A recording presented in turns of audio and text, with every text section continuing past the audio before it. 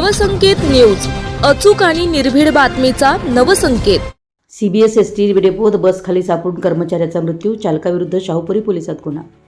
कोल्हापूर मध्यवर्ती बस स्थानकाच्या म्हणजे CBS ST डेपोतील वर्कशॉपमध्ये काम सुरू असताना ST बस सुरू करून पुढे घेतल्यानं बस खाली सापडून एका 54 वर्षीय व्यक्तीचा मृत्यू झाल्याची दुर्दैवी घटना शनिवारी दिनांक 15 ऑगस्ट रोजी सकाळी घडली आहे। या प्रकरणी शाहूपुरी पोलिसांनी ST बस चालकाविरुद्ध गुन्हा दाखल केला आहे। पोलिसांनी दिलेल्या माहितीनुसार हातकणंगले तालुक्यात भादोले येथील 54 वर्षीय व्यक्ती CBS ST डेपोतील वर्कशॉपमधील रॅम्पमध्ये MH14 KQ 9156 या क्रमांकाच्या ST बसवर काम करण्यासाठी गेले होते। काम पूर्ण करून सकाळी 10:55 ते रॅम्पमधून बाहेर येत होते।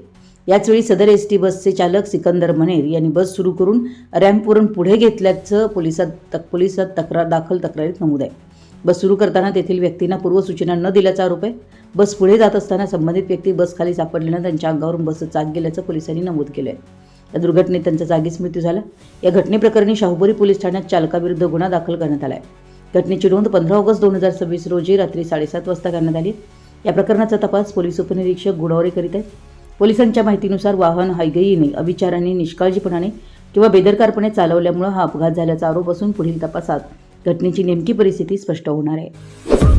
आपल्या परिसरातील महत्त्वाच्या बातम्या पाहण्यासाठी आमच्या नवसंकेत न्यूज चॅनलला YouTubeवर सबस्क्राइब करा आणि बेल आयकॉन प्रेस करा।